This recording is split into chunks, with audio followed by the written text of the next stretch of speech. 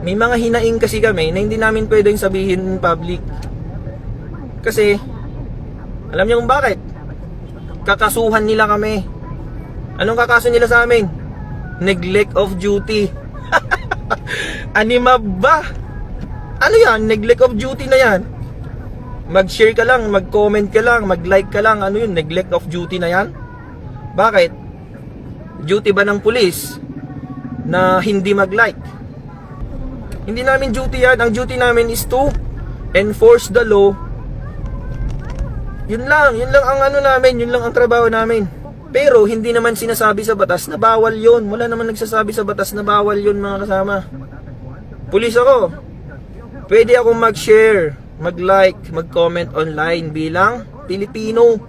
Paano naging neglect of duty yan? Diba? Paano naging neglect of duty yan? Kasi sinabi ng taas. Sabi ng taas, oh, wag ka mag-share, wag ka mag-like, wag ka mag-comment. That is your duty. Sabi nung nasa taas. Okay, duty mo yun. Kasi sinabi nung nasa taas. Kung ano man yung order ng mga nasa taas na sinabi sa mga nasa baba, that is your duty.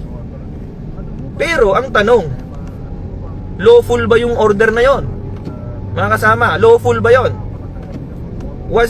Is it in accordance with the law na pagbawalan kang mag-like, share, and comment? Diba? In accordance with the law ba yung ginagawa nila? Siyempre hindi. It's definitely unlawful, diba?